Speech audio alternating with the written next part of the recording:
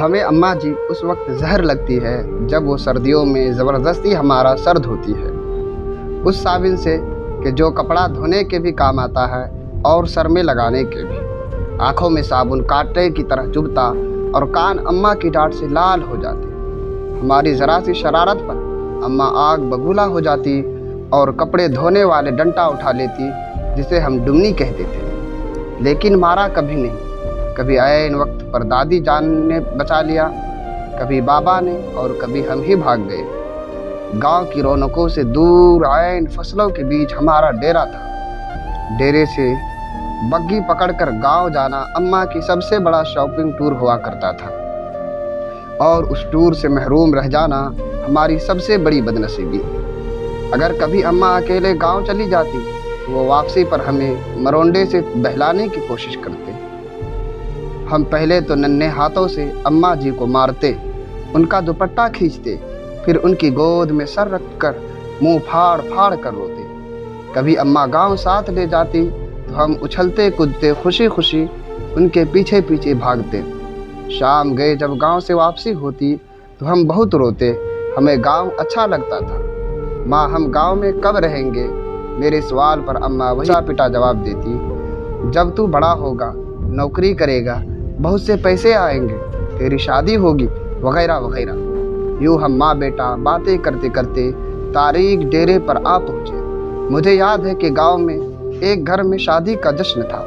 وہاں جلنے بجھنے والی بتیاں بھی لگ گئی تھیں اور پٹاخے بھی پھوٹ رہے تھے، مگر میں نے ماں کی بہت منت کی کہ رات ادھر ہی ٹھہر جائے، لیکن وہ نہیں مانی۔ جب میں ماں جی کے پیچھے روتا روتا گاؤں سے واپس آ رہا تھا تو نیت میں فطور آ گیا اور چپکے سے میں واپس گاؤں لوٹ گیا۔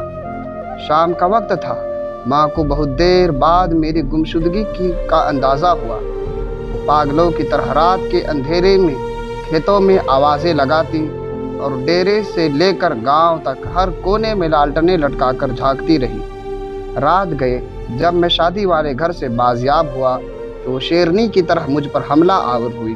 اس رات اگر گاؤں کی عورتیں مجھے نہ بچاتی تو اماں مجھے مار ہی ڈالتی۔ ایک بار ابو جی اپنے پیر صاحب کو ملنے سرگودا گئے ہوئے تھے۔ میں اس وقت 6 سال کا تھا۔ مجھے شدید بخار ہو گیا۔ اماں جی نے مجھے گرم چادر پر لپیٹ کر کندھے پر اٹھایا اور کھیتوں سے گزرتی ہوئی 3 کلومیٹر دور گاؤں کے اڈے پر ڈاکٹر کو دکھانے لے گئی۔ واپسی پر ایک کھالے کو پھلانگتے ہوئے وہ کھیت میں گر گئی، لیکن مجھے بچا لیا۔ انہیں شاید گھٹنے پر چوٹ لگ آئی۔ ان کے منہ سے میرے لیے حسبی اللہ نکلا۔ یہ واقعہ میری زندگی کی سب سے پرانی یادداشتوں میں سے ایک ہے۔ یقیناً وہ بڑی ہمت والی خاتون تھی اور آخری سانس تک محنت مشقت کی چکی پیستی رہی۔ پھر جانے کب میں بڑا ہو گیا اور اماں سے بہت دور چلا گیا۔ سال بھر بعد جب گھر آتا تو ماں گلے لگا کر خوب روتی، لیکن میں سب کے سامنے ہنستا رہتا۔ پھر رات کو جب سب سو جاتے تو چپکے سے ماں کے ساتھ جا کر لپٹ جاتا اور اس کی چادر میں منہ چھپا کر خوب روتا۔ ماں کھیت میں چارہ کاٹتی اور بہت بھاری بوجھ اٹھا کر سر پر اٹھا کر ٹوکے کے سامنے آ کر پٹک دیتی۔ کبھی کبھی خود ہی ٹوکے میں چارہ ڈالتی اور خود ہی ٹوکا چلاتی۔ جب میں گھر ہوتا تو مقدور بھر ان کا ہاتھ بٹاتا۔ جب میں ٹوکا چلاتے چلاتے تھک جاتا تو سرگوشی میں مجھ پوچھتی، بات کروں تمہاری فلاں گھر میں؟ وہ جانتی تھی کہ میں پیدائشی عاشق ہوں اور ایسی باتوں سے میری بیٹری فل چارج ہو جاتی ہے۔ پھر ہم نے گاؤں میں گھر بنا لیا اور ماں نے اپنی پسند سے میری شادی کر دی۔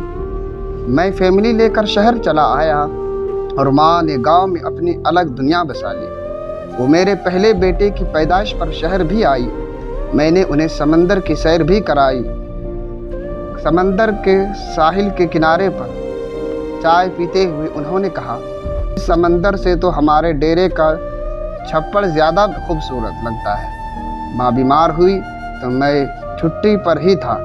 انہیں کئی دن تک دوائی کھلا کر سمجھاتا رہا کہ معمولی پیٹ کا درد ہے، جلد افاقہ ہو جائے گا۔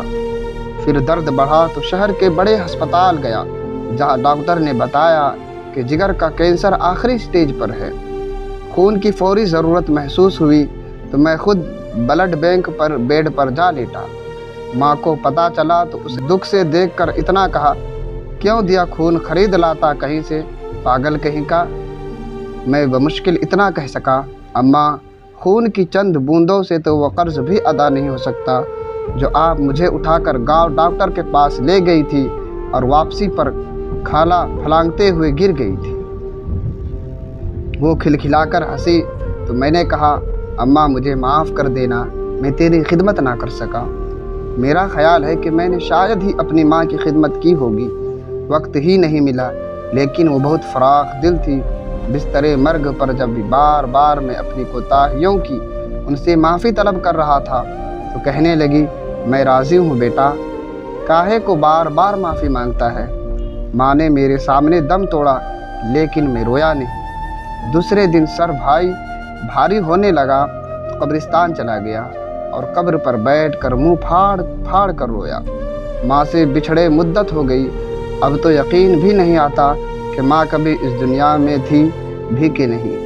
आज बैतुल्लाह का तवाफ़ करते हुए पठानों और सूडानियों के साथ बनाते बनाते जाने कैसे दीवारे काबा से जा टकराया। यूँ लगा जैसे मुद्दतों बाद फिर एक बार माँ की गोद में पहुँच गया हूँ। वही सुकून जो माँ की गोद में आता था, वही अपनाइयत, वही मोहब्बत जिसमें खौफ का अंसर भी शामिल था। इस बार मुंह फाड़ कर नहीं, दहाड़े मार मार कर रोया। 70 माँओं से ज़्यादा प्यार करने वाला रब काबा और हम सदा के शरारती बच्चे। अल्लाह ताला से दुआ है कि हम सबों को अपनी माँ की खिदमत करने की तौफीक अता फरमाए।